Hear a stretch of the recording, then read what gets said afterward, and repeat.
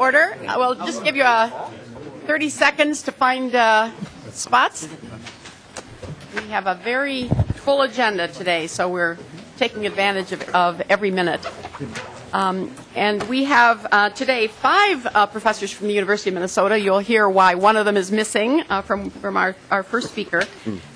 University of Minnesota scientists who will provide an update on current science and how it can be the basis for making solid investment decisions. And this is a joint committee of 3 committees that make those kinds of investment decisions: capital investment, natural resources, and legacy.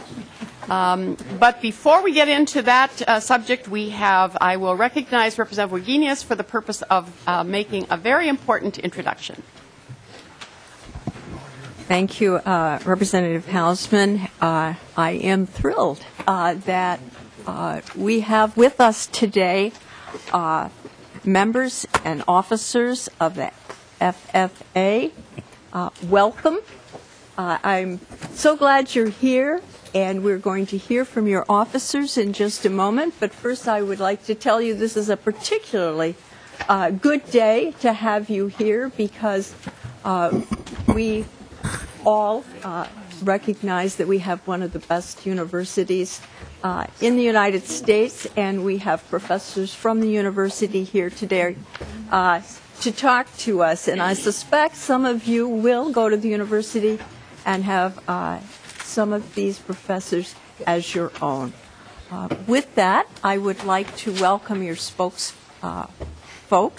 Marjorie Schlepper, who is Vice President, and Shauna Conrad, who is President.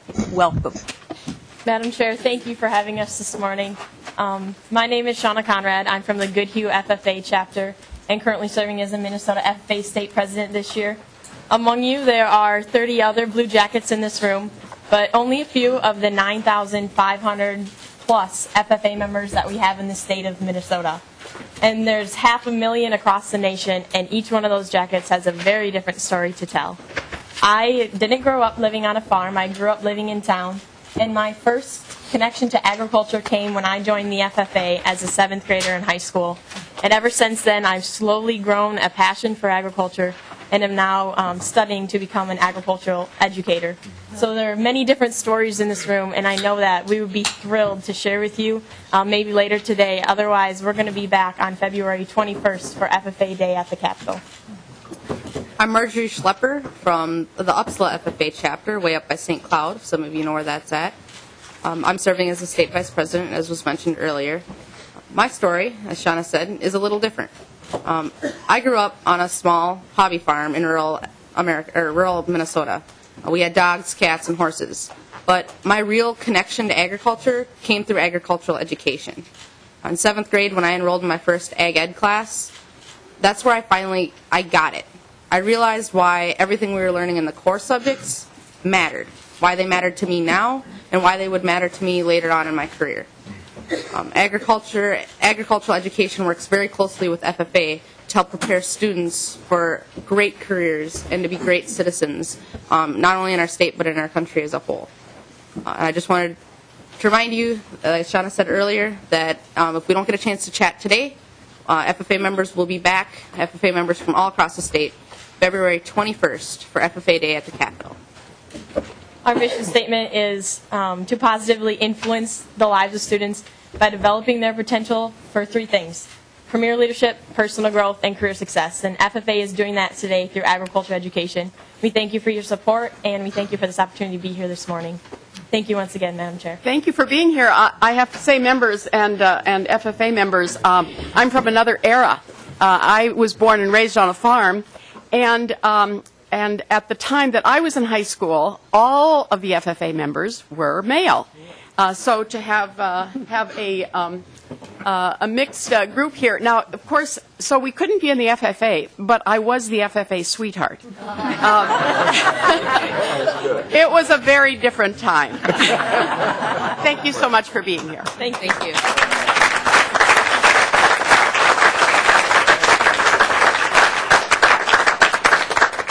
And so if we could have our first 2 speakers, we are members not going to spend any time in introductions. You have in your packets the bios of all of our speakers this morning. And we have a slight change in order. We're going to begin with Dr. Thorleifson, who will explain why our first speaker isn't here. So welcome to the committee, and as you speak, please identify yourself for the record. Well, good morning, and thank you, Madam Chair, chairs of the respective committees, members of the committee. My name is Harvey Thorleifson. I'm a University of Minnesota professor and director of the Minnesota Geological Survey. We appreciate this opportunity to respond to your request for an update on current science and how it can be the basis for making solid investment decisions. We were pleased that our presentation has been coordinated by Dr. John Foley, Director of the University of Minnesota Institute on the Environment. However, as you have noted, John is absent. Sadly, John is ill, hopefully not for long. But I will briefly provide an overview of John's presentation, if that's all right. So John, in his presentation, has stressed the importance of recent global trends. He has stressed population growth as a major factor, growth of technology and of our economy. And he has stressed in his presentation that we are dealing with accelerating change. Between 1960 and 2010, John notes that population, global population has doubled. Our economy has increased sevenfold. Food consumption has increased threefold. Water use threefold. Fossil fuel use has increased fourfold. And he has stressed that there have been more changes in the last 50 years than all previous generations combined. He therefore stresses that we're at an inflection point in history with major environmental changes, major environmental challenges ahead. He has mentioned major pressures on agriculture with a need to double production by the year 2050, significant impacts on land, water, and climate. He has mentioned major pressures on water with demands for water increasing dramatically and water quantity and quality declining concurrently. He has stressed major pressures on climate with climate patterns shifting globally and emissions increasing globally while currently lowering in the U.S. And he has stressed that the purpose of his presentation has been to present a global context for our focus today on recent trends in Minnesota. So with that brief overview of some of the comments that John Foley was planning to make, we can then transition to the series of presentations that you mentioned, Madam Chair, starting with Dr. Mark Seeley discussing climate. Dr. Peter Reich will follow, speaking on forests. I will then speak on water. Dr. Bonnie Keeler will speak on landscapes. And Dr. Nick Jordan will speak on agriculture. So I will shift to those presentations, and we'll go. And members, so that we get the content of all the speakers, if you would just note your questions, and then we'll save questions until the end. All the speakers will stay here till the end, and so we'll have a question and answer period at the end of the presentations to make sure that we give sufficient time for everyone. Welcome to the committee. Please identify yourself for the record. Good morning. My name is Mark Seeley. I'm Extension Climatologist at the University of Minnesota in the Department of Soil, Water, and Climate. Thank you very much for the opportunity to speak with you today. My purpose fundamentally is to talk about what is happening in our own backyard. I work closely with the National Weather Service and the Minnesota State Climatology Office in terms of ingesting all of the many volunteer weather observations we have in this state, which, by the way, go back to 1807, pre-statehood days. In that regard, I would like to salute the FFA today as for their many decades of service as volunteer weather observers in our state observation network. They've served us very well generation after generation. I'm going to talk about the signals of climate change in the data in our state, and I'm going to also allude to a few of the consequences. I apologize, some of the slides I will go through rather rapidly, but they are available on our website and also in your packet of materials. Fundamentally, and a very important premise for all of us to understand, is how we as human beings perceive climate behavior. Across the centuries of climate science investigations, there's 4 dominant perceptions of climate behavior. This graphic, which is an illustration of a famous paper by Professor Stan Chagnon in Illinois, is an illustration of the graphical depictions of those perceptions. The stationary view is simply one that states if we observe the climate at a point on Earth year after year, decade after decade, we will be able to describe the central tendencies of that attribute, such as the central horizontal line or mean value, be it annual precipitation or mean annual temperature or something like that. We will be able to describe its annual cycle and its extremes. And the premise being that the stationary perception is that after a certain number of decades, we will have captured all the knowledge we need for that point on Earth. That's a founding father's perception. You'll recall that in the writings of Thomas Jefferson, Benjamin Franklin, and others, this was how they perceived climate behavior. Second perception is a cyclical one, which I'm going to skip over because it has little relevance in Minnesota. However, in equatorial landscapes, it's very valid in that the climate attributes do behave in a cyclical pattern and, in fact, are used by government weather services in those geographic locations. The third perception is a modification of the stationary one, which is called the variability perception of climate behavior, and that is simply that climate variability, year-to-year variation in climate attributes, will wax and wane across time. We have ample evidence in Minnesota's history that we did go through periods where it was highly amplified, one year distinctly different from another, and then other sequences of years when it seemed like we were stuck in a rut and the climate was behaving the same way year after year after year. Fundamentally, it's perceptions 1 and 3 that I would argue, and that I argue in my book, which is Minnesota's Weather History, the Minnesota Weather Almanac, that our infrastructure and our quality of life in the state we live in is fundamentally based on perceptions 1 and 3, the stationary and variability perceptions of climate behavior. We have adjusted our freshwater supply system, our public health infrastructure, our roads and highways, our architecture, our agriculture, any number of the other pieces of our infrastructure that prop up our quality of life have been adjusted to these perceptions of climate behavior over the years.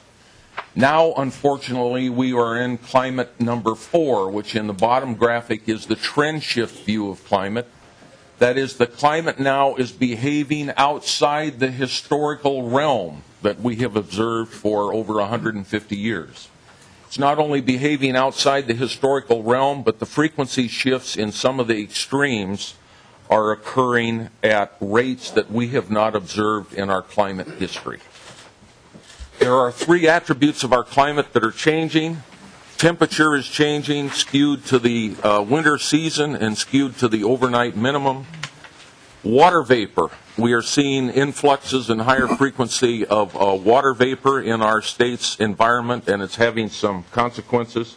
And lastly, amplified moisture variability with a greater contribution from thunderstorm precipitation.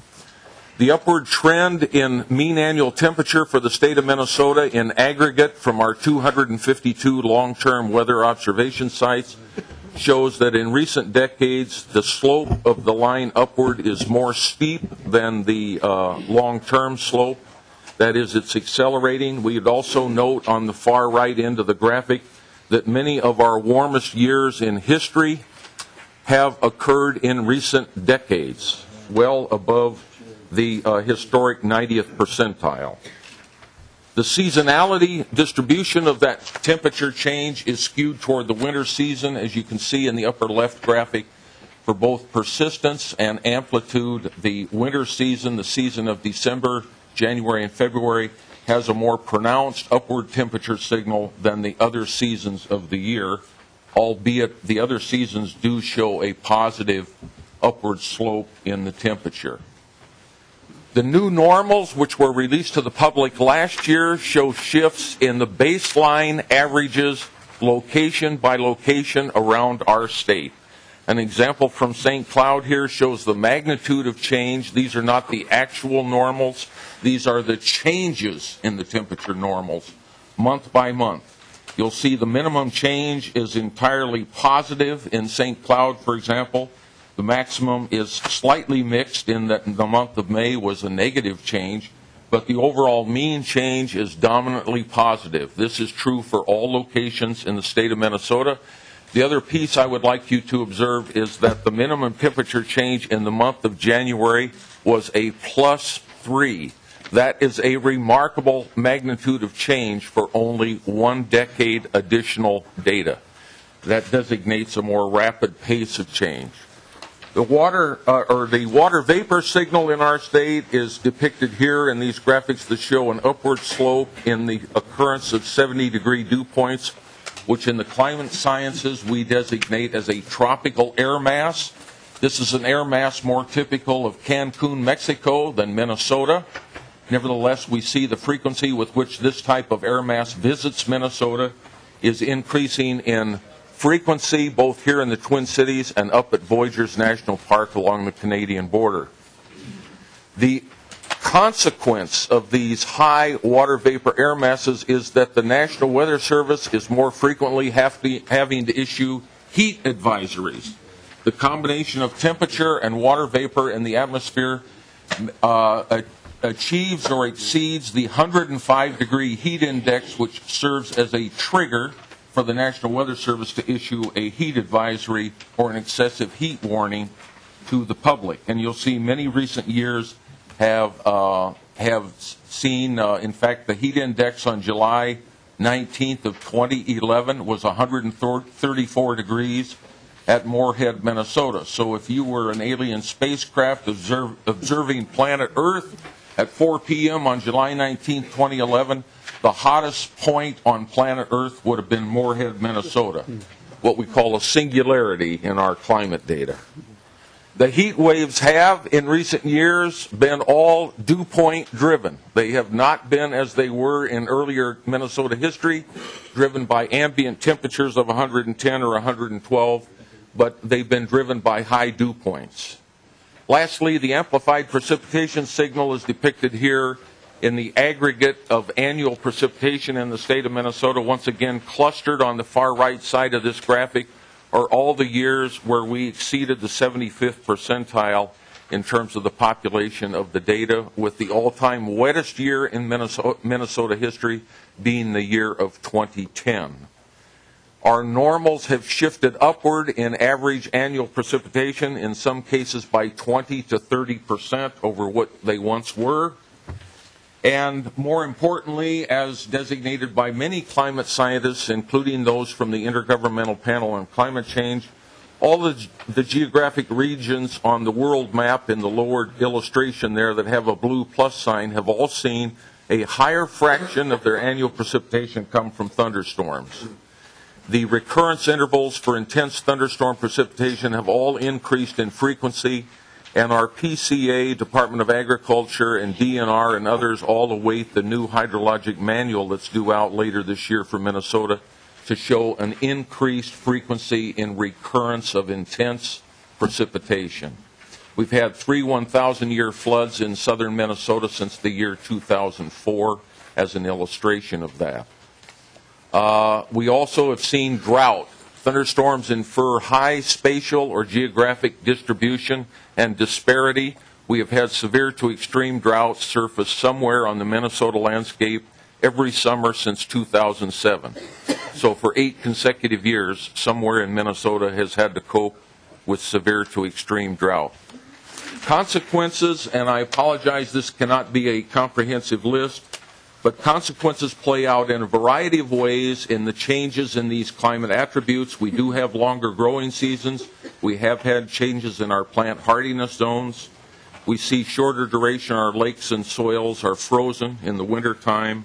We have to defer fall nitrogen applications on our agricultural soils to later and later dates on the calendar because they don't cool off as rapidly. We have biological organisms surviving Minnesota's winter more frequently than in former days when our temperatures inflicted a high mortality. We have changes in our fisheries management. I won't go through all the rest of the list, but there's a variety of ways this plays out on our infrastructure and our management of our natural resources and our agricultural enterprises. So these are already having consequence. We need to pay attention to these. Our predecessors in Minnesota have done so, and we need to do likewise. Thank you very much for your attention. Thank you, Dr. Seeley. I'm glad we have the takeaway. That was a lot of information in a short amount of time, and we'll perhaps have questions later. And you will note the flow of these presentations, that the last speaker is very much connected to the content that you just heard. Welcome to the committee. Please identify yourself for the record. Madam Chair, thank you for the opportunity to chat with you today. I'm Peter Reich from the Department of Forest Resources at the University of Minnesota, and I'm glad to have the chance to talk to you about challenges facing Minnesota's forests in the coming decades. I'd like to remind us that the services that forests play, fiber, climate regulation, recreation, resources, habitat for biodiversity, and carbon sequestration. So these are very important to us. Although the words you'll hear today are mine, what I have to say is very consistent with a consensus report from an assessment advisory panel organized by the Minnesota Forest Resources Council earlier this year that included members from environmental groups, forest industry, academia, and various state and federal agencies. A couple background pieces. We should remember we all live, most of us that is, in villages, towns, or cities surrounded by trees, so our urban forests are very important to us. More broadly, our forests are distributed towards the northeastern part of the state, increasingly so as you go towards the Arrowhead, but more than half of the area in the state has important parts of the landscape that are forested. It's also important to think about how old our forests are. If all the forests were 10 years old or 200 years old, we would lack a lot of diversity in a variety of ways that would be challenging for us. As it turns out, today, our forests are relatively even-aged, or all-aged, meaning we have roughly, all-aged, not even-aged. We have about the same fraction of our forests that are 10 years old, 30 years old, 50 years old, 70, and 90 years old. Now, depending where on the spectrum from the environment to industry you fall, some might like the forests a bit older, some a bit younger. My perspective is actually we're not in a bad place at all with respect to the mix of forest ages we have on our landscape. What about the harvesting of our forest? Just to remind us, we harvest about 134,000 acres in 2008, which was down considerably from 12 years earlier. And that amounts to about just a little bit less than 1% of our forests are harvested annually. Well, the challenges that we're facing in the next coming decades. The first one is climate change, which you just heard a lot about from Mark Seeley. Talk about forest health threats, forest fragmentation and parcelization, and changes in biodiversity and wildlife habitat. With respect to climate change, we know that climate change will affect the biodiversity structure and function of our forest. What we don't know is exactly how. So what will happen to the makeup of species that are in our forests? How healthy will these trees be? How well will they grow? We don't actually know, but we do expect there to be significant problems in some places, as was pointed out in an article in the front page of the Star Tribune today from a U.S. Global Climate Change report that talked about significant birch declines in the U.S. Midwest, including Minnesota. Because of changes in forests, watershed, water flow, and water quality will be impacted. And of course, forest-dependent human communities and economies will be impacted by any change in the forest. So it's not just trees that are out there being affected, but the people who depend on those trees. Forest health threats, we think about these a lot in terms of how forests are influenced by fire, windstorms, insects, other event kind of disturbances. These have always been part of our landscape. Climate change just makes them worse because with climate change we have more fires, more windstorms, more insect pests, and more diseases. So the challenge we face in managing these forests is how do we sustain diversity and ecosystem function in the face of invasives, pests, and climate change? And although I won't mention them much otherwise, invasive plants such as buckthorn may be a real problem statewide in limiting regeneration of our forests to valuable tree species. Forest fragmentation, parcelization, and development is another issue that's unrelated to climate change. Although it slowed down during the Great Recession, we're building more and more second homes, retirement homes, and everyday homes out as far as we can get to the end of the dirt road out in the woods because we like it there. And that creates problems as it does throughout the United States in the so-called urban wildland interface because the needs of the people who live there for things such as keeping their houses from burning aren't necessarily in sync with the needs of the forests, which actually burn regularly as part of their natural ecology. And so the way in which parcelization and fragmentation will impact our forests is a big deal in the rural areas. In the urban areas, our urban forests are important. And we've already lost tree cover. According to Gary Johnson, the urban forester at the U, tree cover in our towns and cities is less than 25%. Optimal is more than 40% to maximize benefits for stormwater regulation and for shading and cooling in the summer. And there's a real dollars that go along with those trees in the urban areas. The last major issue I want to talk about is biodiversity and wildlife habitat, where changes in forests and changes in associated issues such as climate change and disturbance pose risks to a wide array of diversity. Forests are not just trees, they include all the other plants and wildlife. Moose are a poster child for this particular risk from climate change. Moose are declining in the state. It's hard to see any way in which moose will retain viable populations well into the future. I'm sure you'll hear about that sometime in the next month or two from some other speakers. So the challenge to us as managers is what management strategies can we take that will mitigate negative changes or promote adaptation and resilience in our forests for wildlife and biodiversity. I like to use this photo because it pulls together a lot of what I just talked about in the last few slides. I use our iconic Arrowhead region with lakes and pristine-looking forests. And we know those forests are going to change with climate change. The question marks, though, show that we don't know which direction they're going to change. Will they move down to the bottom left there? If the climate becomes similar to what was conducive to savannas in the pre-settlement area, where savannas covered maybe almost a third of our forested areas in the state, or if it gets warmer and wetter rather than warmer and drier, we'll have the typical oak maple forests that now inhabit much of northern Wisconsin, which is shown in the bottom right. Or what if the current forests decline in the far north, but the oaks and maples can't move fast enough up there to replace them? Will we end up with some kind of scrubland or shrubland, as shown in the upper right, that is not valuable from either an ecological or economic perspective and have to live with that and manage that for decades? Because we don't know exactly how climate's changing, nor exactly how forests will respond to climate change, it's impossible to say which of these arrows and pathways is the one that our forests will actually see. But we can be fairly assured that we're not going to stay the same.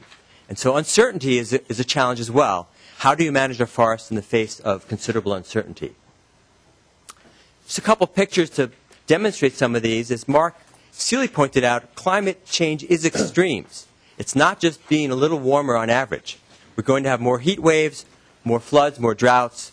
There'll be an increasing frequency of severe events, thunderstorms, tornadoes, wildfires that all have direct impacts on our forests. Just a couple pictures. This is a picture before and after on the left of the July 4th, 1999 blowdown up in the Arrowhead. So windstorms can wreak enormous havoc in a hurry. Both native and invasive insects can also cause forest change. We haven't seen it yet, but the emerald ash borer will be here soon in the forested part of the state and basically kill almost all our ash. But other insects are also likely to cause outbreaks. An example is the mountain pine beetle in British Columbia. Previously was a benign insect, didn't cause much damage, but because winters are warmer and the growing season's longer, their populations explosively grow and they cause massive damage. They killed more than 40 million acres in British Columbia. It's now jumped from lodgepole pine to jack pine, and it's making its way east.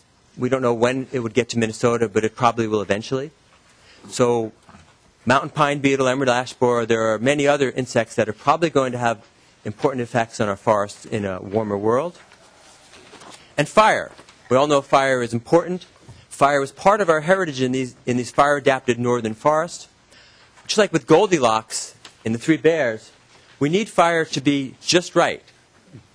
If we have too much fire or too little fire, this is going to cause problems for people and the forest. And because we don't control the climate directly in an easily tunable way that influences fires, we're going to get fire regimes that we don't necessarily want. And so we have to be prepared for those. So in conclusion, for our northern pine, spruce, and aspen forest, these are projected to do poorly with climate change, just as we saw in the paper today about birch. And the risk of forest decline is real due to the collapse of these boreal species that, just like the moose, are not necessarily suited for increasing warmer temperatures and episodic droughts. Now, to the south of them, we have oaks and maples. Those will expand north, but natural migration is not likely to keep pace with climate change, and many of these species don't grow well on the rocky, poor soils further north. In addition, these forests might become stressed in their current range due to droughts, insects, and the like associated with climate change. So what strategy do we have? Well, one thing we can do is encourage more climate-robust species, either local ones or from neighboring systems. And that's something new, to think about importing something from Iowa, maybe, to help us out. That's not something we like to do in Minnesota. But this may be necessary to maintain healthy forests. However, this is not enough. And here, this is my own words, not the consensus view of the Minnesota Forest Resources Council. For me, the question at this pivotal moment is, how much do we truly care about Minnesota's forests and ecosystems? Do we sit and watch as they decline right before our very eyes, decade by decade? Or do we, as caring and responsible Minnesotans, take action to cut our greenhouse gas emissions? The reason I say this is that climate change adaptation, not just for forests, but I would argue for all aspects of society, is nothing more than a Band-Aid. Without stopping climate change, we're in trouble. So stopping climate change is the only real solution we have. I think it's time to work together on this, and I thank you for your attention. Thank you. And now we'll move on to water, I think, right? Dr. Thorleifson. Well, again, thank you very much, Madam Chair. And I want to say to the respective chairs and members of the committee that we appreciate this opportunity. Again, my name is Harvey Thorleifson. I'm a University of Minnesota professor and Minnesota Geological Survey director. And I'm pleased to have this opportunity to discuss key issues facing freshwater resources in Minnesota. At the outset, I want to stress that our surface water resources in lakes and streams are well known with respect to their extent, their capacity, and their vulnerability. In those surface water resources, a defining characteristic is that we are a headwaters state. So virtually all of our water comes from rain and snow rather than from the flow of rivers entering the state. We thus have control of our resources, although we have responsibilities to downstream neighbors with respect to the water quality and quantity that we export. And without a supply from upstream, we are particularly vulnerable to drought. Now, in contrast to our knowledge of surface water, far less well known are the groundwater resources that supply 75% of our drinking water and 90% of our agricultural irrigation water. The water that we use so extensively from groundwater is obtained from wells that are installed in aquifers of greatly varying capacity, vulnerability, geology, and depth. This groundwater is replenished gradually by precipitation. Much of it is used by plants, and an important role of groundwater in our landscape is the role of groundwater systems in discharging to springs so that stream flow is sustained and lakes and wetlands are sustained even during drought. Water plays so many roles in our lives. Plentiful water of high quality is essential for our economy. Drinking water quality is a key determinant of public health. Drought and flooding are among the greatest risks we face, and water hosts landscape elements and ecosystems that play crucial roles in our lives while being under threat from invasive species. It therefore is essential for all of our activities to be guided by the best possible peer-reviewed research. And we see some examples of that peer-reviewed research recently produced by the University of Minnesota, because this is the understanding that we need to guide all of our activities. And this certainly is happening. Research is very active. It's being done as required. But at the same time, there remain many great unknowns and unanticipated discoveries that need to be solved by the local and international research communities to support our progress toward our objectives. Now, while stressing the essential role of conceptual research, I also want to stress that in terms of the science that we need to deal with water-related issues and to pursue our objectives, that research needs to be coordinated with mapping, which is spatial, and monitoring, which is temporal. Together, this research on a conceptual basis, the spatial mapping and temporal monitoring facilitates modeling, which is an essential component of management. This is the spectrum that we require. There will always be a need for ongoing research on concepts, and it is good that we have accelerated the concurrent mapping and monitoring that is needed both to support the research and to facilitate the required modeling and management. Now, the research needs to be reconciled. The research mapping and monitoring needs to be reconciled, however, with activities such as consultations and priority setting for it to result in management actions that will allow the people of Minnesota to fulfill our objectives. And I think it's fair to say that this activity has been well conducted, as is indicated by recent reports that have focused our priorities on what we need to do and what our options are to implement our greater recognition of issues and the science that we need to deal with those issues. A recurring theme in these reports, however, with which I agree, is the urgent need to do better understand our groundwater. It has been recognized that in many ways we don't know the capacity nor the vulnerability of our groundwater systems. So our management actions with respect to groundwater are in part based on unknowns. It therefore is good that work on obtaining a better understanding of our groundwater has accelerated. And there's consensus that continued acceleration is needed if we are to adequately grasp what we need to do to wisely use and protect our groundwater.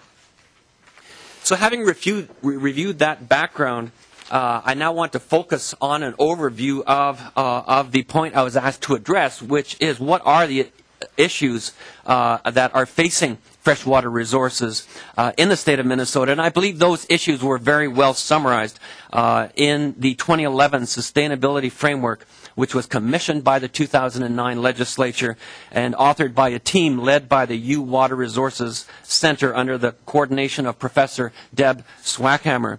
The issues that were identified, along with appropriate strategies and performance measures, were, number one, the need for a sustainable and clean water supply, excess nutrients and other conventional pollutants, contaminants of emerging concerns such as pharmaceuticals, the impact of land use and climate change on water, the health of aquatic ecosystems, the linkage of water and energy issues such as the energy needed to pump and treat water and wastewater, water pricing and valuation, public water infrastructure needs, citizen engagement and education, as well as governance and institutions.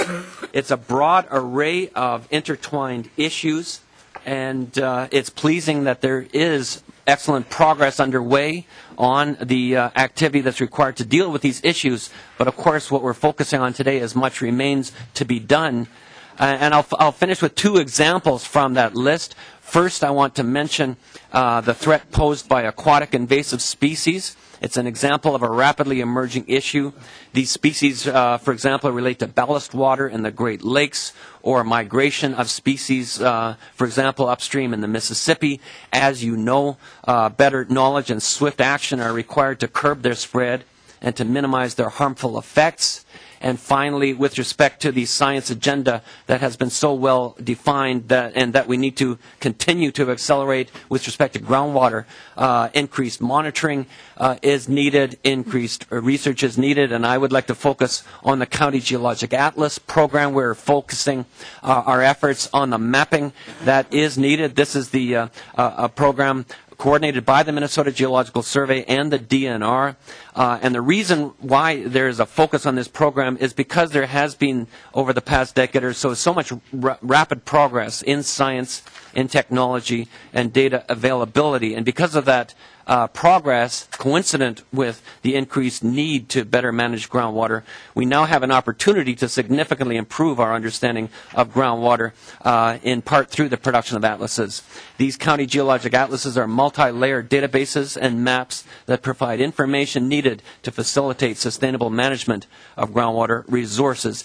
It is good that we have made progress on accelerating new atlases, on required atlas updates, as well as on statewide databases such that there is better information in every county throughout the state so that we can better protect our groundwater. So in closing, I want to again indicate my appreciation for this opportunity to discuss key issues facing freshwater resources in Minnesota, and I look forward to discussion. Thanks again. Thank you. And we are joined now by Dr. Keeler, and we're still on water, I think. That's right. All right, Madam Chair, members, thank you very much for the opportunity to be here. I'm Bonnie Keeler. I'm a PhD candidate at the University of Minnesota, where I work at the Institute on the Environment with Dr. John Foley. And I'm going to talk a little bit about some of the studies that were mentioned in the previous talk, where we've actually looked at different allocation and investment strategies in Minnesota land use and how that affects water quality and other environmental benefits. So this is about my own research as well as research of colleagues of mine that work at the U of M, at the Institute on the Environment and the Applied Economics program. So the framework that I'm going to talk about really relates to linking actions or decisions that we're making about how we manage our land resources. So whether it's changes in development patterns, changes in agricultural management practices or forestry practices, or decisions about how we make restoration or conservation decisions in the state. And all of those decisions have a suite of consequences for water resources, whether we're talking about surface water, our streams, lakes, rivers, groundwater resources, changing both the amount and quantity of water in those resources as well as the quality. And that those changes in quantity and quality of water resources have a variety of impacts on Minnesotans. So you can think about whether you're a resort owner in northern Minnesota and you're interested in your tourism, the tourism revenue provided by water resources, recreational activities, hunting and wildlife recreation, treatment costs that are incurred by taxpayers in towns and cities, and then events such as flooding or droughts and the impacts that those changes have on resources in Minnesota as well as our own human well-being. So the framework that my research looks at is really trying to link the decisions we make on the landscape about how we manage our land and our water resources together and how those affect particular groups of Minnesotans and the economic values associated with those impacts. So I'm going to talk about a couple of recent studies that we've looked at this issue. So we did a report a couple of years ago looking at the return on investment in Minnesota's natural capital. We worked with DNR to obtain about 20 years of data on public land acquisitions in the state, and then looked at how the investment in conservation paid off in terms of environmental benefits to Minnesotans. So both the agricultural resources produced on those lands, timber resources, along with other benefits like changes in water quality, how that affects people, carbon sequestration, and recreational benefits, among other things. And basically what we found from this study was strong evidence that conservation was a good investment in Minnesota, that investing in land conservation resulted in positive net return to the landscape from these variety of environmental benefits. So in order to do the study, basically we looked at the landscape of Minnesota right now, which represents the period of investment that we've had in conservation and land acquisition and what the current landscape looks like, and then came up with an alternative vision of Minnesota, sort of what Minnesota may have looked like if we hadn't made those investment strategies, and then looked at the difference between those two versions of the Minnesota landscape and saw how those two different alternative strategies led to changes in environmental benefits, water quality, carbon sequestration, and those sort of things. So in addition to this study in which I said we found a positive return on investment in many of the parcels that DNR had acquired, We also have done several other studies looking at the similar kinds of questions. Some of them were mentioned in the previous talk. So we looked at a retrospective view of Minnesota going back if we had made different decisions in the past, where we would be now in terms of the relative amounts of emphasizing agricultural production, development, or more forestry, and looked at the change in the flow of benefits from those different allocation strategies. We've also looked prospectively out to the year 2050 using the case study of legacy fund amendments, and basically looked at different allocation strategies for how we'd use legacy funds and how targeting those investments towards habitat conservation versus trying to maximize these environmental benefits like water quality and carbon sequestration, timber production, how those different investment strategies would ultimately lead to different land use changes in the state and the flow of environmental benefits from those different landscapes. So I'm just going to review really quickly some of the main lessons that we've learned from taking this framework of linking actions to changes in the environment and changes in water quality and impacts of those changes on people, particularly impacts on Minnesotans. So the first lesson is basically that land use change has a big impact on the kinds of benefits we receive from our landscapes. Not just the habitat of the landscape, but also the impacts on human well-being, the impacts on our economic activity, our recreational activity, our health. And other costs incurred by managing the environment. So it's clear that there's a link between land use change, water quality, and human well-being. That these benefits we receive from our landscape have real economic value. So in addition to looking at the market goods and services that we derive from our landscape, so the timber that's produced, the agricultural production, and development values, we also looked at the values to human health, the values to our recreational activities, aesthetic values of the landscape, all the other aspects that people perceive, how they perceive their environment, and looked at using non-market valuation techniques to value some of those changes. And that basically, using those techniques, we came up with this strong evidence for positive return on investment in conservation, or that conservation was in general a good investment in terms of increasing the overall well-being of people in Minnesota. We also learned that spatial targeting of conservation or restoration can have a big increase in net benefits. So another way of saying this is that it actually matters where you do conservation on the landscape. So if you're looking at improving water quality, for example, if you're doing a wetland restoration program, by understanding where you put those wetlands and how they fit into the other surrounding matrix of the landscape, you can get a lot more benefit for that individual investment. And now, thanks to a lot of research and mapping projects, we actually know a lot more about how to spatially target restoration, conservation, as well as balancing other sort of development needs and production of food and fiber on the landscape. So that we've come a long way in informing how we make decisions across the Minnesota landscape that will increase the net benefits we can expect from investment in conservation. We also know now that clearly identifying which benefits we're desiring by making those investments can change our land management and resource allocation strategies.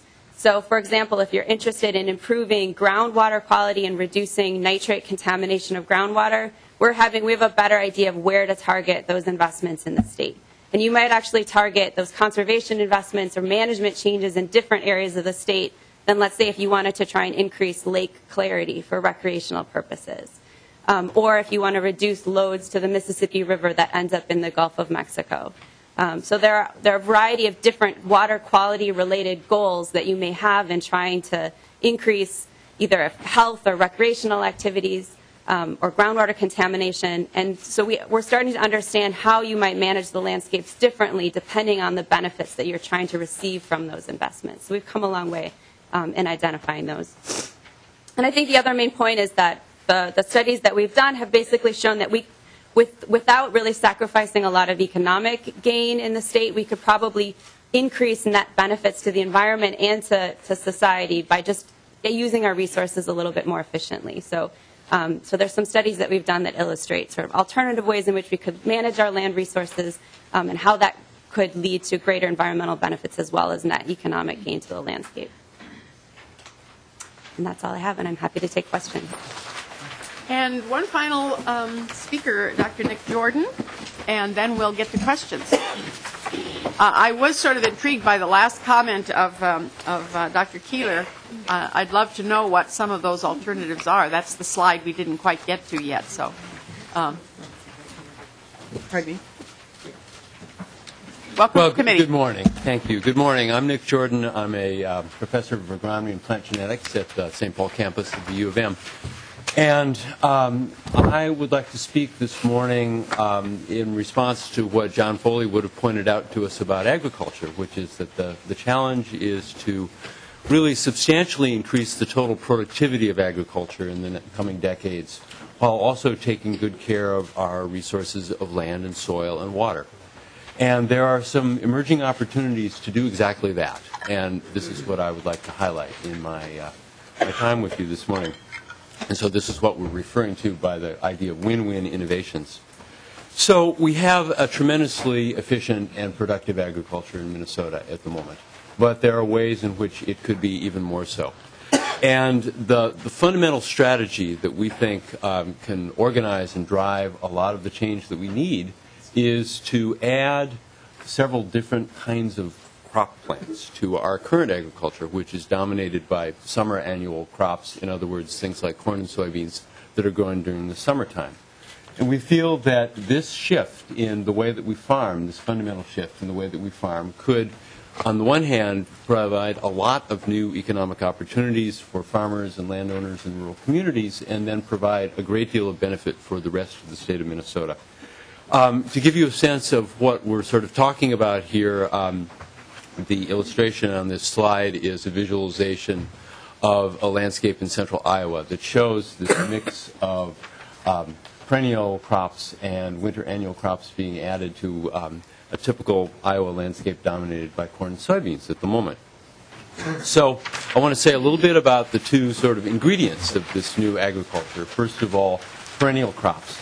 Perennial crops are very interesting organisms because they have a longer growing season, they have deeper root systems, they operate very differently than summer annual crops. And the important news about perennial crops, as the slide says, is that really big gains in productivity and efficiency can come from adding relatively small areas of perennial crops to our current rural landscapes. And the sort of diagram there on the left-hand side of the slide reminds me of a guitar pick, but it's a diagram of a small agricultural watershed in a study in Iowa. And there's a photograph from one of these experimental watersheds on this slide as well. And what you can see is that there's a strip of perennial vegetation that is running across a hillside there and alternating, well, most of the field, as you can see, is occupied by an annual crop corn, but about 10% of the area is occupied by this perennial vegetation. And as you can see, really dramatic changes in the way in which that small watershed holds onto water and nutrients result from that. So these perennial crops have powerful effects on the way that agricultural landscapes perform. To say a bit more about these so-called winter annual crops, they don't grow during the winter, but they do survive the winter in Minnesota. And they grow during periods in fall and spring when the summer annual crops are not growing. And they can add really substantial amounts of efficiency and productivity to our landscapes. This is a photograph of an emerging crop called field pennycress. It's in the mustard family. We're working on it in the agronomy department at the U of M. And it's very interesting because it can be established after soybean is harvested, and it provides a cover for soil over the winter, which can reduce soil erosion and runoff. It flowers early in the spring when there tends to be very little for our endangered bee populations to feed upon. It provides a dense ground cover which shades out weeds quite effectively, reducing the costs of weed control to farmers, which can be considerable costs. And best of all, it yields a lot of oil and feed. Our recent trials at the U have shown that we can move the effective yield of the pennycress soybean system up to about 72 bushels per acre. The current statewide average is in the low 40s. So that's a really major increase in the total productivity of these kinds of cropping systems. And what we think are rather conservative projections is that that could produce as much as $300 in additional profit for farmers and landowners who are growing soybeans. So these are interesting options. And essentially the message is that adding perennials and winter annuals to our landscapes does three things that are really of great value, we think. First of all, it has the ability to create value from underutilized resources. A good example of this is that, as Professor Thorleifson's presentation showed, we have to take increasingly good care and be increasingly careful of our water resources. Our current agriculture sends quite a bit of our annual rainfall out of the state. It exports it out of the state because of the drainage that's required to grow our summer annual crops. And that's a good thing from the point of view of growing those crops well. However, we're not using almost half of our annual rainfall to grow things. And these perennial and winter annual crops enable us to produce much value from that water and other resources.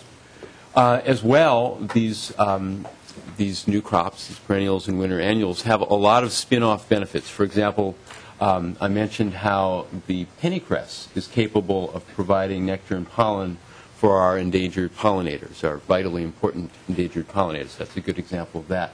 And then finally, these crops are, generally speaking, able to handle climate variability quite a bit more than summer annual crops. So in that sense, we can insure against climate variability and events such as the drought that we've just experienced. To give you a sense of the potential, I want to tell you briefly about an analysis by our colleague Bruce Dale at Michigan State University.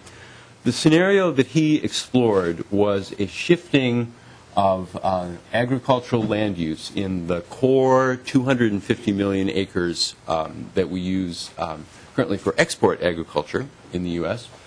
And in that agriculture, we currently use about 25% of those 250 million acres for perennial crops of various sorts. If we were to shift that land use from 25 up to 45%, 20% increase, then really quite dramatic increases in the total productivity of our agriculture would result.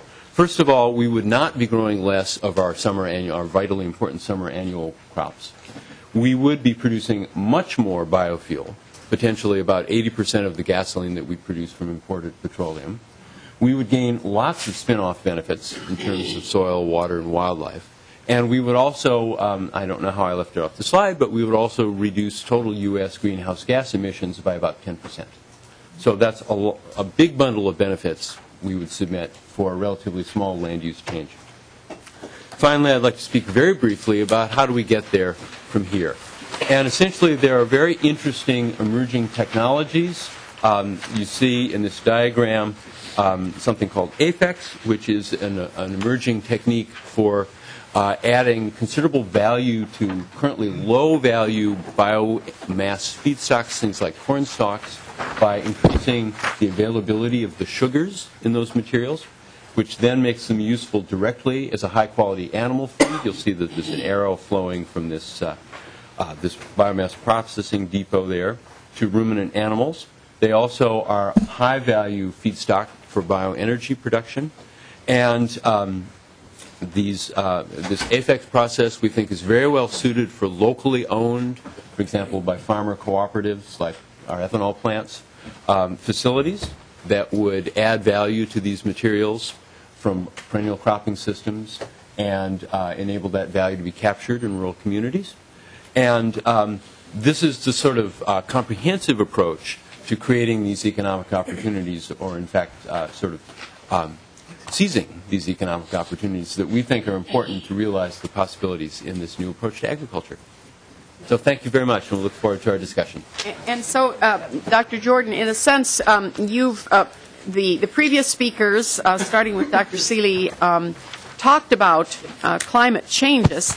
We heard some of the challenges, but we're concluding with that this changing climate also provides new opportunity, ways that perhaps we would not have worked in Minnesota before, and that we take advantage. So with challenges come opportunity. Yes, that's right.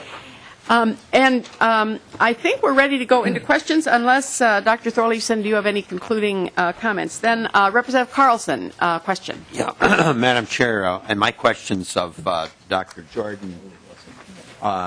How closely do you work with the university extension agents in getting this information out into the agricultural community? maybe not you personally, but your department or others that have testified. Well, we are certainly in close partnership with our extension colleagues. You bet. And the other follow-up, then, Madam Chair, they used to be county extension agents, and now it's a regional, but they have to develop their long-range plan in each one of those regions in terms of what they're going to emphasize. And is that being done, to your knowledge? What some of the things you're talking about, are they included in those long-range plans? Well, they certainly are in certain parts of the state. Yeah, I can speak from experience with the folks who are involved. Yeah. Okay. Thank you. Representative Anderson. Thanks, Madam Chair. I have a question for Dr. Seeley, if he could come back to the dais. Doctor, thank you for your presentation. If members, I don't know if there are a couple of extra chairs there, if it's possible to find 5 chairs and we would just have everybody come to the front, it might facilitate rather than switching.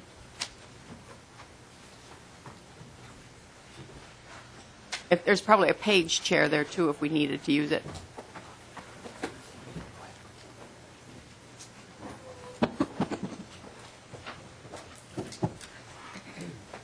Dr. Seeley.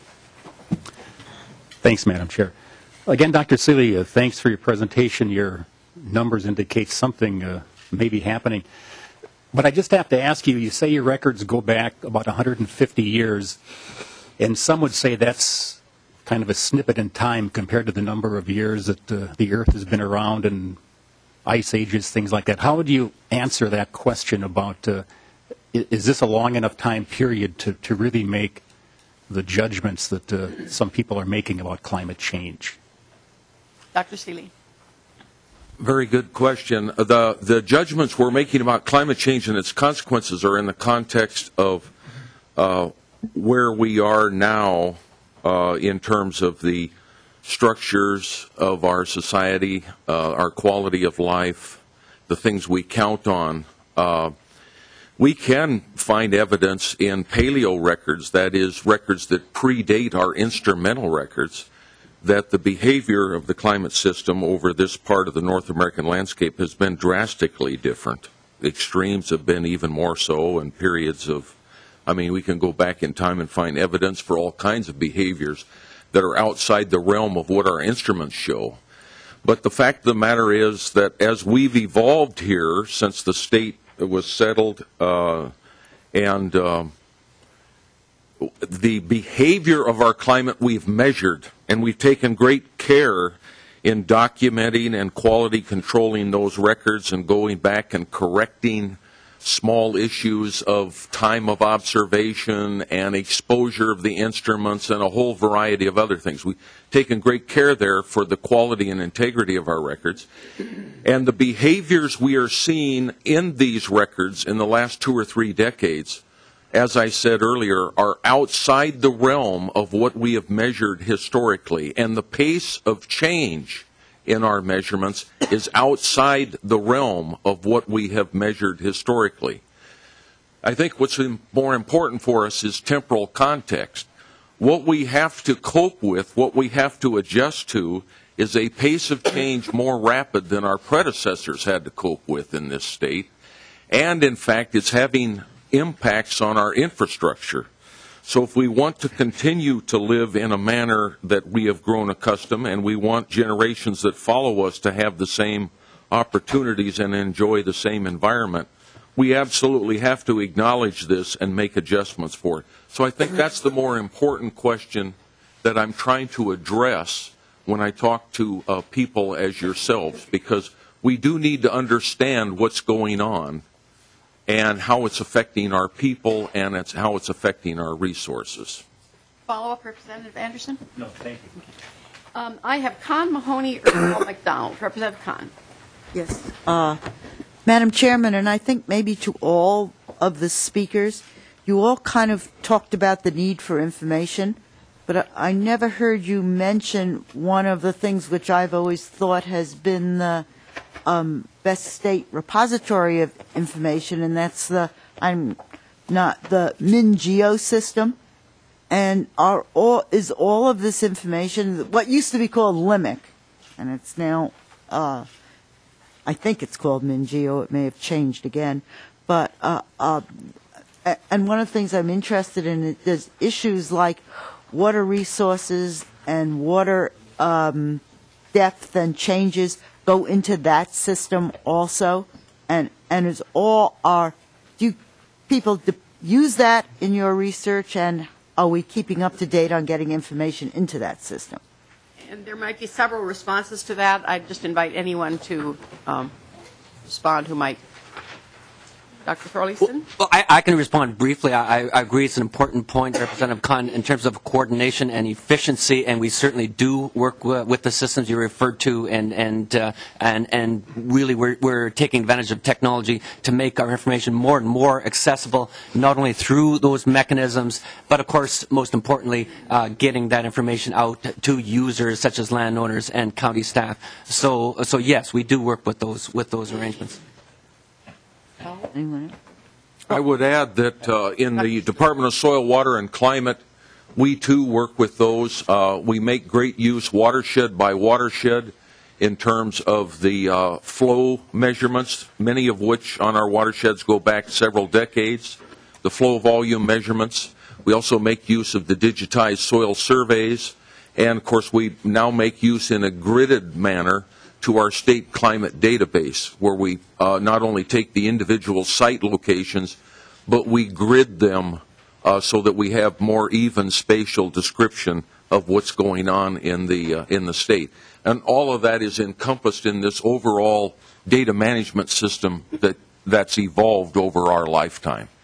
Madam Chairman, the reason I brought that point up is that I'm very interested in making sure that any time that we give grants that have to do with land management or land acquisition and so forth, that we are dependent on having the transparency and also having the information available to everyone about how we're doing that. And I have one additional question for Dr. Seeley, and that was your issue on the heavy precipitation trend and the percentage of very wet days. How is this going to affect the groundwater in the state? Do you go down that far to get to see that? The heavy precipitation is perhaps from the standpoint of what Peter refers to as extremes, it's garnered the most attention in recent years because its consequences have been rather devastating.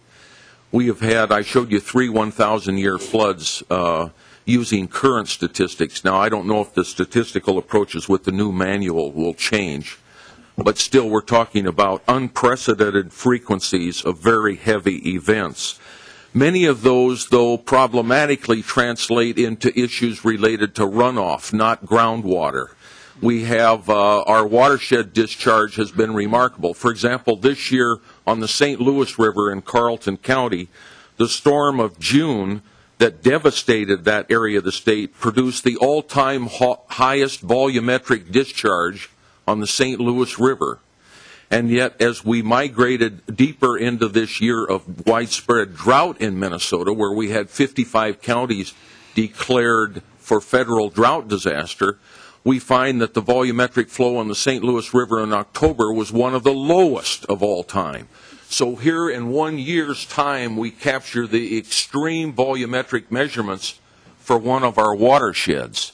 And so it translates more problematically, I think, Representative Kahn, into this problem with surface discharge than it does groundwater. Maybe Harvey has a more pertinent comment to groundwater. What I was asking is it doing anything good for groundwater, which is a problem? And is there any way to make it do anything good for groundwater? Well, to add to what Professor Seeley has said, I agree it's an important question. And if a given amount of precipitation more preferentially occurs as extreme precipitation events, that amount of precipitation will not be as beneficial to groundwater levels due to a greater amount being lost to surface runoff.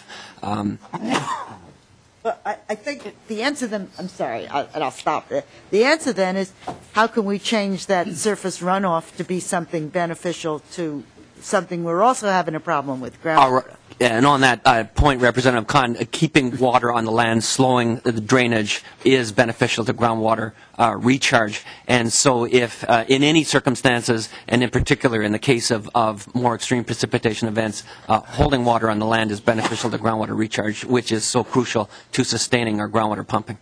And that's definitely what we heard during that period of time when we were looking at the Red River Valley, how do you keep the water on the land during those times. Representative Mahoney. Thank you, Madam Chair. This is actually a question for Dr. Jordan. You speak to the ag part of changing how we actually farm, going from primarily summer crops to a two-season type of crop, one using perennials and one using our typical corn, soybean, and feedstock. In your research, have you put a dollar figure on the cost of changing a farm from summer crop to two-season crops, such as a 300-acre farm, a 3,000-acre farm, and then the follow-up with that is the rest of the infrastructure that would be needed to take advantage of a two-season crop system? Dr. Jordan. Well, thank you for that good question. We are in the process of trying to cost out, essentially, that transition that you speak of. And, in fact, the slide that is still on the screen there illustrates the sort of infrastructure that would be needed to add these perennial and winter annual crops to our landscape. I do want to emphasize that we are absolutely not talking about replacing the summer annual crops. We are talking about adding additional crops to that landscape. And the transition costs, broadly speaking, appear to be affordable. An example of that would be if we were to think about a scenario where we're adding that winter oilseed crop of pennycress to soybean. So there are some additional costs that are involved in that, such as sowing the crop and so on. But if we sit down and consider the whole picture, including the reduction in weed control costs, and especially the high value of what would be produced, it projects out to be a net profit of about $300 per acre. And and without requiring any major changes in how a person would go about their farming operation. So we think that your question about transition costs is a very important one, but we think, broadly speaking, they're affordable. And you said that was $300 extra profit. Indeed, in profit, not just revenue, but profit. Follow-up? So do you have an idea of when that that further study or that fleshing out of cost would be available? I don't disagree that this is a good idea. It's a business opportunity for Greater Minnesota, and I see all the potential. But if it is an upfront cost of $500 or $50,000 for a 3,000-acre farm, that's not altogether hard to overcome. But if it is in the millions of dollars for the state and the state agricultural industry, then it's a different story. So, and it shades how we proceed. So, I'd be interested in knowing if that's a study that's coming out this year or next year or 10 years down the road. Dr. Jordan. Thank you. Additional good questions. We have active research programs underway that are measuring these costs. There are indications from previous work, again, that these costs are manageable. And I think an important point here is that these transition costs should not be borne by farmers and landowners alone. That if we were to make this shift to perennials and winter annual crops in selected parts of our landscapes, there would be many beneficiaries. And those many beneficiaries should share in the costs. there's a Farm Bill program, a federal Farm Bill program called the Biomass Crop Assistance Program, BCAP, which provides excellent cost sharing for these transition costs. And that cost sharing is awarded on a competitive basis to places where there's a sufficient acreage, essentially converting over to produce biomass crops. And so that's a good example of that sort of, a concrete example of that sort of cost sharing. But we are actively trying to price this out, and we think we'll have some results in 3 or 4 years. Representative Erdahl. Thank you, Madam Chair, and I don't know which of you would answer this, but how would climate change, how do you anticipate it influencing population trends in greater Minnesota?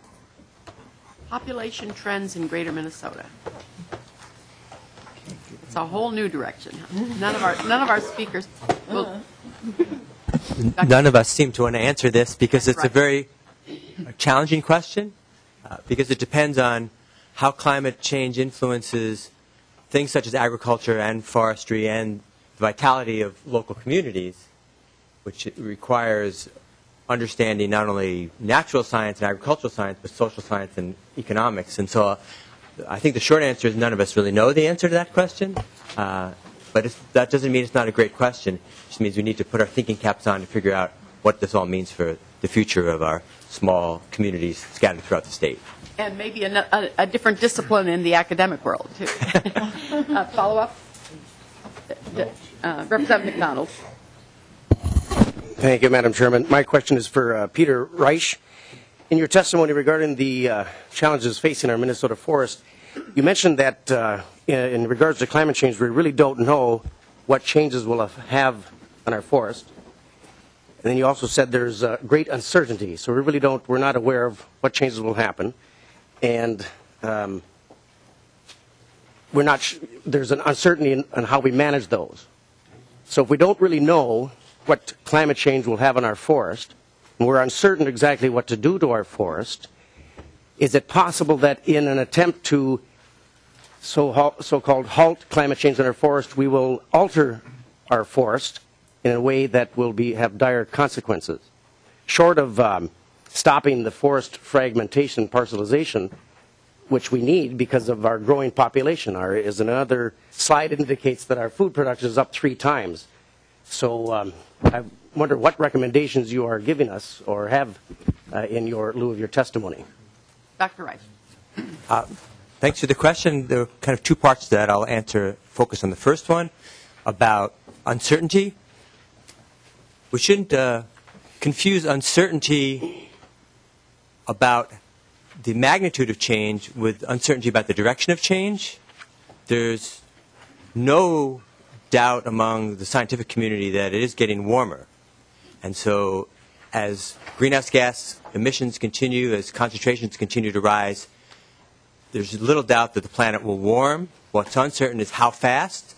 What's also uncertain is how dry or wet it will be in Minnesota and how fast we'll switch back and forth from that in any given week, month, year, or decade.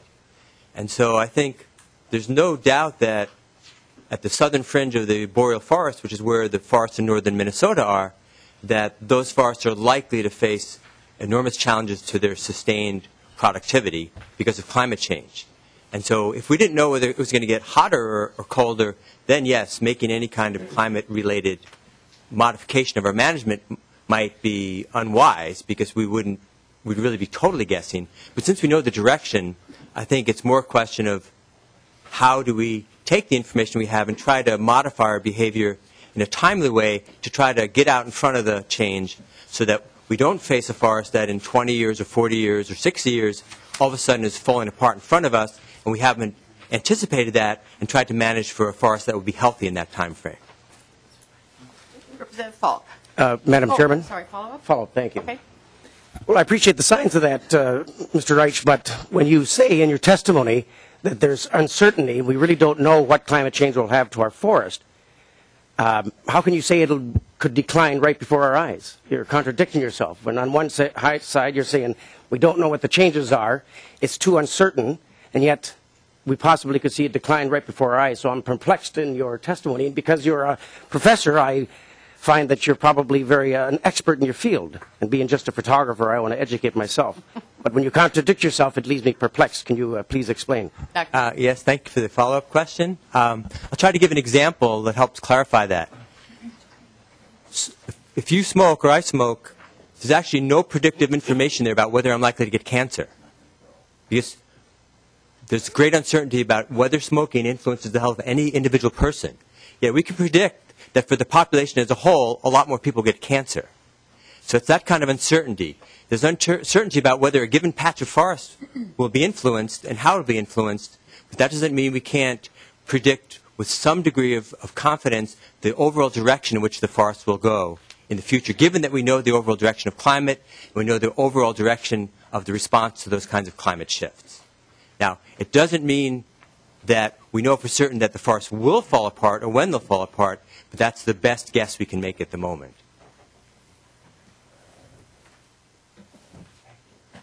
Were you finished? Well, follow up, if I may. Representative McDonald. Thank you, Madam Chairman. Well, that's, I think it's wise that we predict what could happen, but I would just caution you that in our predictions, since we don't know really what climate change will have to our forests and there's uncertainty, that we approach it with kid gloves. Wouldn't you agree, Professor? Yes, I certainly agree with that we should be very careful about what we do, and that we should not just storm forward and make changes without thinking them through in great detail. No, he's warning about unintended consequences, I think. Representative Falk. I have Falk, Norton, Purcell, Hansen, Benson. Representative Falk. Thank you, Madam Chair. I guess this is a question preferably to Dr. Thorleifson, but if somebody else wants to take a stab at it as well. One of the things that I worry about, or I've seen a preponderance of a lot of efforts to remove water from the land quickly, specifically in ag areas. We've seen a lot of tiling, and we see a lot of irrigation being put above that same tiling. And I'm just wondering if we are removing a lot of water from a particular system, and then we've seen the issues with drought, do we have any data or good tools to predict when we kind of hit a point where we've removed enough water from a particular system that it really becomes harmful, and then we're going to have to go and adjust maybe the practices? Or do we have any of those trigger points identified? If you could try to comment to that. Dr. Thorleifson and anyone else who might. Yeah, thanks for the question. And there are trigger points, such as if your well dries up, that's a trigger point, or if a wetland goes dry. So there certainly are trigger points out there. But broadly, I think you've well summarized a broad range of issues where we as a society have objectives. We want to optimize agricultural production. We want to manage the landscape around us. We want to avoid flooding.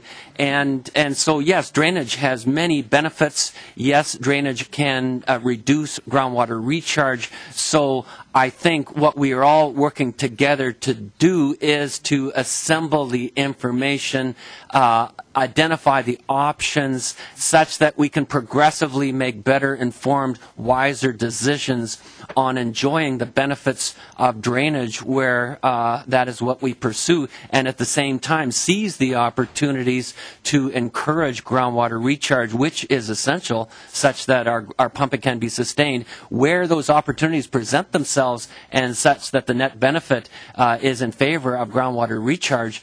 We want to take advantage of those opportunities. So clearly, so to sum up, better information, better identification of options, better assessment of cost benefit will allow us to drain where it's beneficial and to retain water to encourage groundwater recharge where that's the net benefit.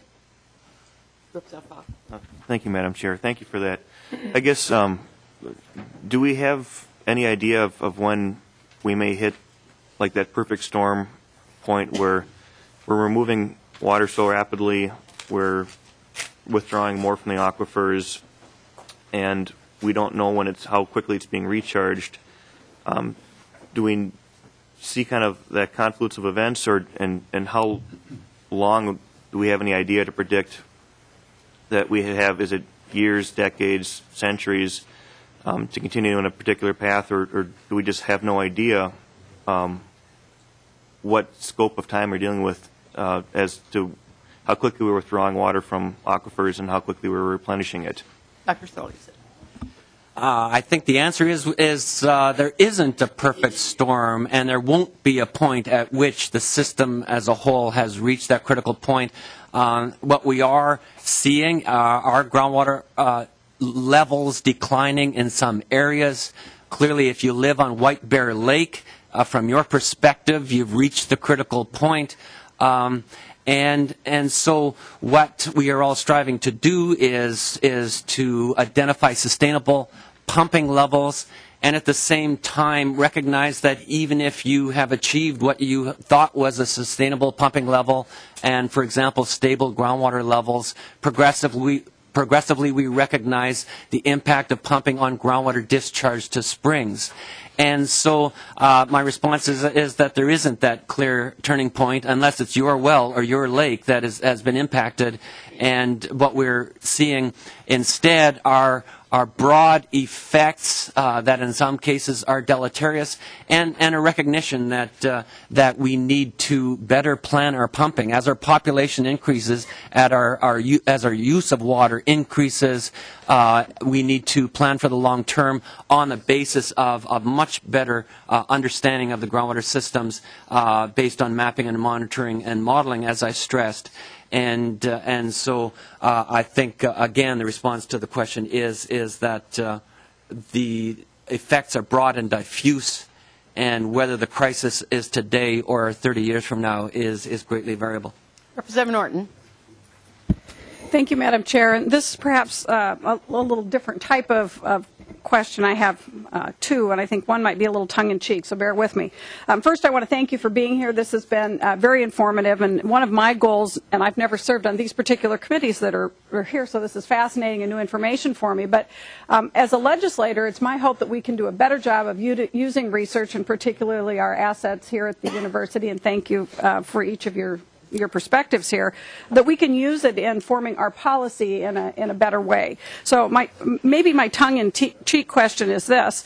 Are there other University of Minnesota researchers who are not here today who would come in and tell us that what your presentations are inaccurate or wrong? Okay, who's going to take that one? No, but it is a serious question, but... Dr. Seeley.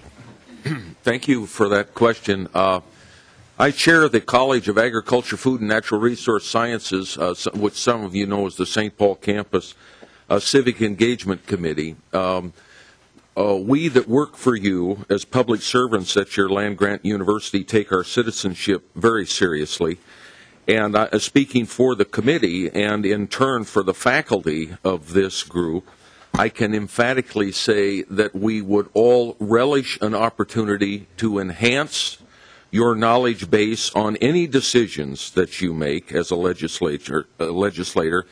And we also argue among ourselves. So to be quite honest, you might find some disparity in opinion if you had a different group of 5 or 6 come before you.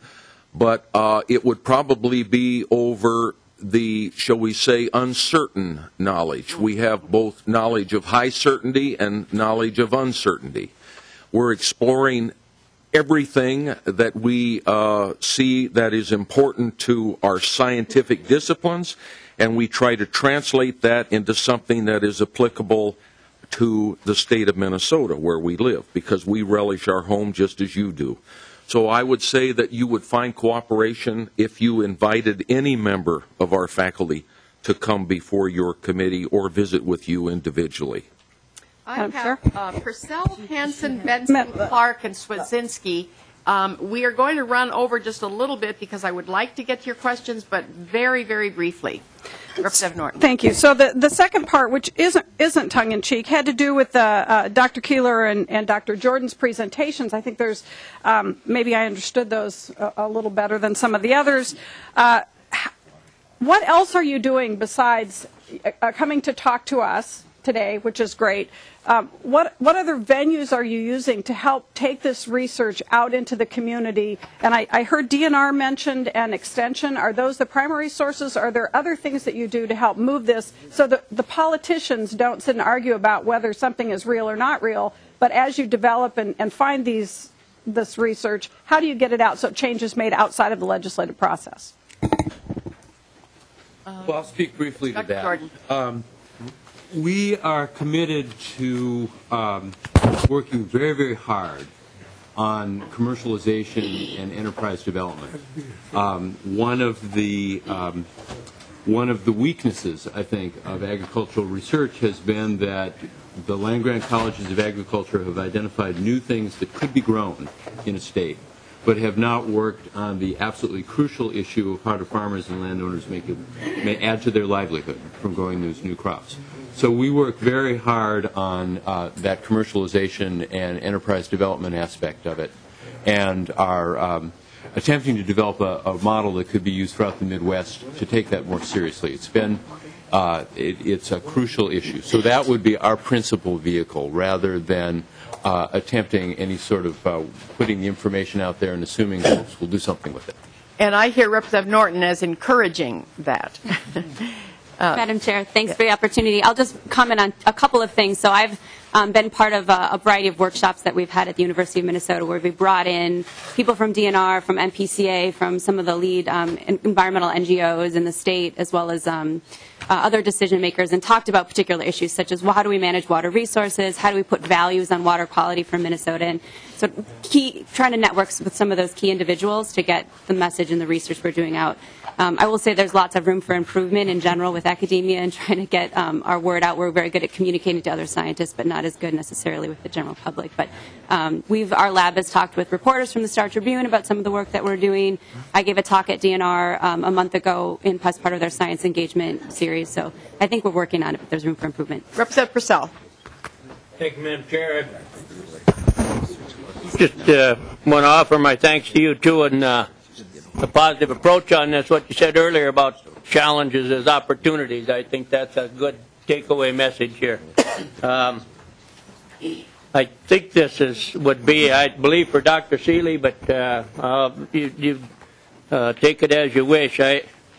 As a user of peer-reviewed journals, I was listening as you answered Representative Anderson's question about paleo information, and it seems to me, in some of my readings going back in mercury research and glacial cores, that there's CO2 information that informs us in this cycle that we're in, particularly with carbon dioxide. I just wondered if you'd speak a little bit to that, if you would. Dr. Seeley. Thank you for the question. I will frankly admit that I'm not a paleoclimatologist. I'm a traditionally trained climate scientist in the measurement and application of those measurements. But my knowledge of paleoclimate does confirm that in the context of the last 800,000 or 900,000 years, the observation of the Earth climate system now with respect to carbon dioxide is clearly on the extreme end of that. We are heading, now we can go back 550 million years, and there is evidence to suggest once upon a time the planet Earth had an atmosphere with about 3,000 parts per million carbon dioxide. But nevertheless, in the context of the paleo information, what's been dissected from ice cores and other avenues, we are in a period of aberration, we are in a period of extreme, and that extreme is playing out as consequences on the Earth climate system. The recent papers, one notably by Ben Santer from Lawrence Livermore in the National Academy of Science proceedings this last year, emphasized, based on a signal-to-noise ratio study, that the human fingerprint and its influence on atmospheric composition, changing atmospheric composition, is all over this change we're measuring. The other thing to bear in mind is that the change we're measuring in the Earth climate system has great disparity. It is an oversimplification of the science to think that climate change is going on at some uniform rate across the landscape of planet Earth. It is not. It is going on at different rates in different places, but it is tied to this paleo evidence that you bring up. Representative Hansen. Thank you, Madam Chair. Dr. Seeley, and precipitation variability with the soils that we have in Minnesota and the traditional range of precipitation from drier to wetter. And maybe this is a soils question more than a climate question, but does precipitation affect the productivity of our soils and the impact of the soils? For example, if we have high pHs, low pHs, higher organic matter, if we're going to be seeing changes of 2 to 3 inches of precipitation on an average, what does that do to our soils over the long run and their productivity? Is that a Dr. Seeley question? Yeah, I will. Thank you, Representative Hausman. I'll try to answer that as best I can. I've worked with soil scientists for 35 years at the university, and so the way I would translate that is we have to remember the available soil moisture in the soil is the primary plant nutrient. Plants don't grow without it. Above and beyond pH or mineral nutrition or whatever, microorganisms, we absolutely have to have the presence of water vapor in the pore space of the soil. And in turn, liquid water that is root extractable. Yes, there's going to be implications for all this. We might mitigate this with tile drainage in areas where we're too wet. Now, in our modern technology, we're actually looking at the mitigation of controlled tile drainage, so we can control the volume of stored moisture in the soil by controlling the level of drainage in that soil. So, yes, these changes that are appreciable in precipitation quantity, and I might add precipitation timing, and I might add precipitation character, whether it's intense rain or light rain, all have implications for the potential to raise our level of production. It's going to play out in a variety of ways. Unfortunately, our soil moisture measurements, since you brought up the issue of soil moisture, we do have measurement histories in this state, and as we come into the growing season of 2013, many of our soil moisture measurements as a carryover effect of 2012 are at the lowest levels we have ever measured. And so this is going to be very problematic. We are going to be highly dependent on spring rainfall for the coming 2013 growing season. Representative Benson. Thank you, Madam Chair. I'd just like to take our discussion that Representative Anderson, Norton, Purcell began and take it to the next step. And as I look at this issue and listen to the scientific community present their findings, which is almost universal now, I accept them. But we're in a political society here, and the political ramifications of which direction we go are very, very profound. Because if one sees this as simply an aberration, it allows one then to kind of move on with what we're doing. And humankind, it seems to me, does not like change. And there are also philosophical and even theological aspects to all this. The political ones, for example, if we move in the direction I think that the science community is suggesting we ought to do, it has profound effects on individual rights, the role of government, all those philosophical issues. I don't have an answer as to how to convince my colleagues who see this more as kind of an aberration or something that just happens because this is the way world events in the natural world occur.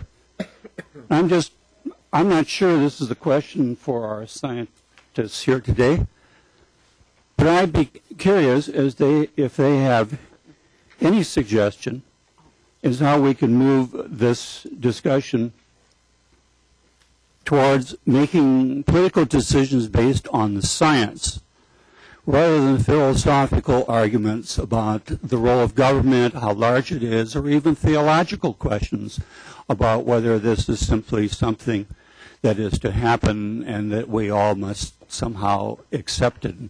I'm not sure either any of the scientists would like to answer, but we're dealing with a political issue as well. Civic discourse, you've just heard a response to the questions we've had. We're going to have, I think we don't have anyone else coming in, but Representative Clark is the last.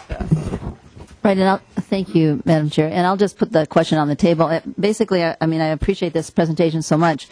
I was a little surprised, though, in looking at key issues, that one that's really out there a lot these days, and I think it was maybe insinuated a little bit in issues where there was, Ms. Keeler was talking about contaminants and water energy nexus and so on.